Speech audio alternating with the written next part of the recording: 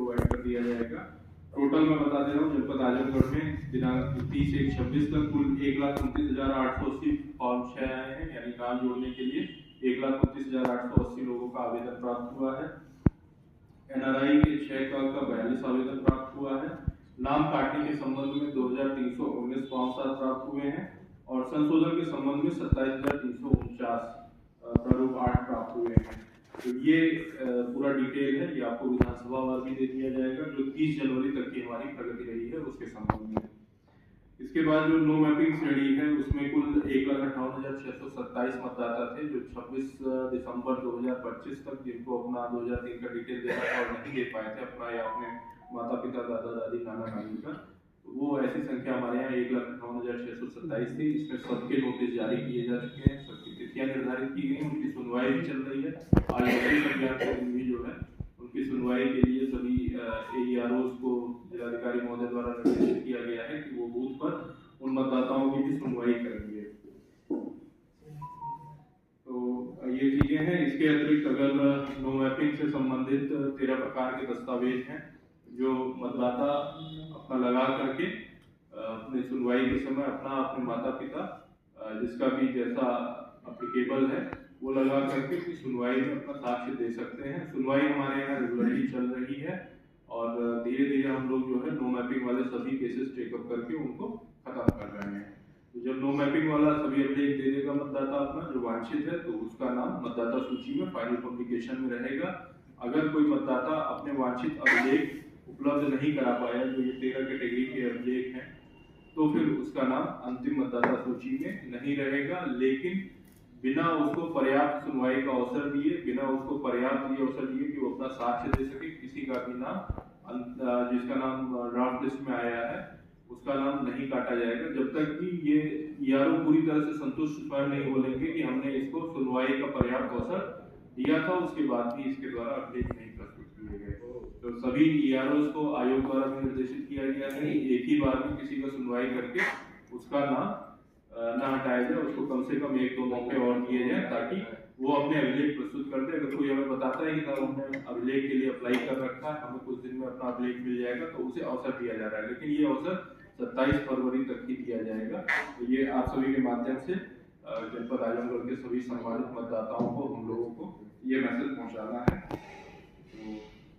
तो मुख्य निर्वाचन अधिकारी महोदय उत्तर प्रदेश के निर्देशानुसार जनपद आजमगढ़ में ये प्रस्तुति की जा रही है। जो हमारा पब्लिकेशन हुआ था आलेख प्रकाशन का वो दिनांक 6 जनवरी 2026 को हुआ था। उसके बाद से 6 जनवरी से लेकर के 6 फरवरी 2026 तक यानी 1 माह तक फॉर्म 6, 7, 8 पर दावे आपत्ति प्राप्त करने का समय निर्धारित किया गया था। जनपद आजमगढ़ में दावे और आपत्तियां लगातार प्राप्त किए जा रहे हैं। इसी बीच 6 जनवरी 2026 से 27 फरवरी 2026 तक ऐसे लोग जिनका गणना प्रपत्र में जिन्होंने अपने माता पिता दादा दादी या नाना नानी का 2003 की मतदाता सूची का विवरण नहीं दिया था, यानी कि नो मैपिंग श्रेणी के जो मतदाता थे उनको नोटिस जारी करके दिनांक 6 जनवरी 2026 से 27 फरवरी 2026 के बीच नोटिस जारी कर हियरिंग की जा रही है। इसके अलावा लॉजिकल डिस्क्रिपेंसी एक कैटेगरी और इंट्रोड्यूस की गई है जिसमें अगर किसी मतदाता का खुद का या उसके माता पिता दादा दादी नाना नानी से जो विवरण दिया गया था वो मैच नहीं कर रहा है तो उसको भी नोटिस जारी करके उसकी सुनवाई के लिए तिथि नियत की जा रही है।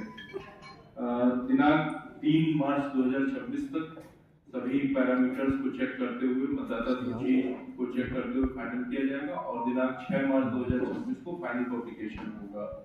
ये निर्धारित कार्यक्रम माननीय भारत निर्वाचन आयोग की तरफ से आया था।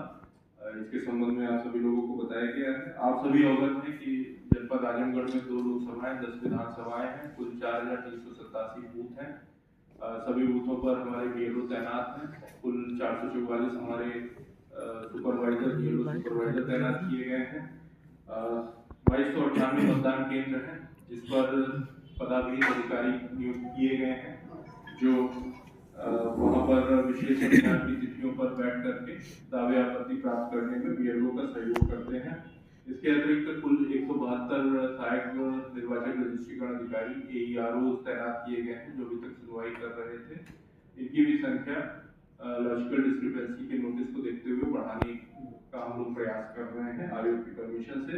आलेख प्रकाशन के समय कुल 17,30,996 पुरुष, 14,37,792 महिलाएं और 49 अन्य लिंग के लोग हैं।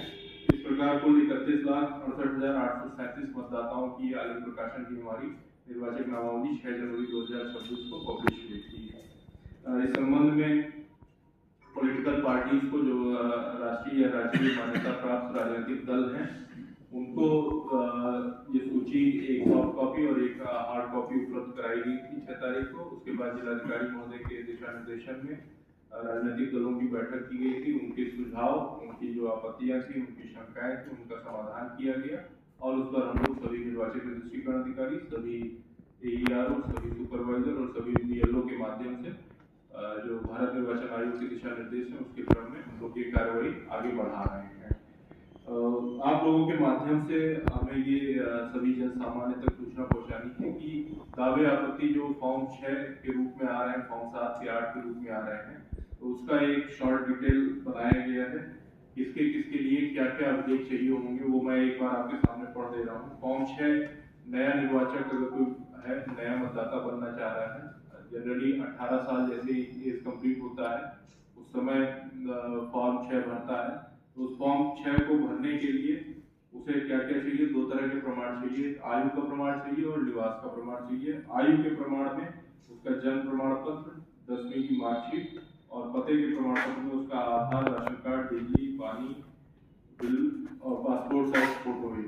तो ये फॉर्म 6 में दिया हुआ है, उसमें कॉलम बने हुए हैं, उसको टिक करके और वो भरते हुए अपना पूरा डिटेल, अपने परिवार का डिटेल भरते हुए, पता स्पष्ट भरते हुए BLO के पास जमा कर सकता है।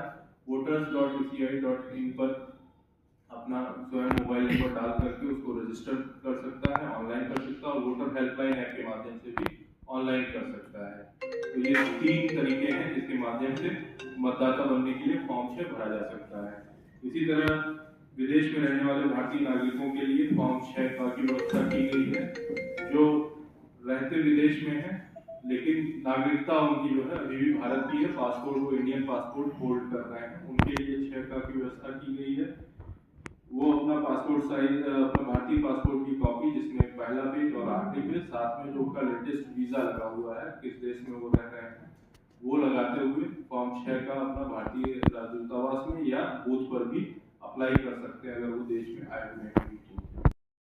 देखिए, आयोग की तरफ से क्लैरिफिकेशन आया है कि उसमें निवास प्रमाण पत्र, पहले आया था कि स्थायी निवास प्रमाण पत्र चूंकि उत्तर प्रदेश में नहीं जारी होता है तो उसको नहीं टेकअप किए जाने का था, लेकिन आयोग द्वारा निर्देशित किया गया है कि अगर जो निवास प्रमाण पत्र जारी किया जा रहा है उसको माना जाएगा। वो सर, जो मतदाता परमिशन देते हैं अपने परिवार के किसी सदस्य को, अगर वो अपील कर सकते हैं तो वो क्या फॉर्म जमा कर सकते हैं यार? हाँ, वो बिल्कुल जमा कर सकते हैं।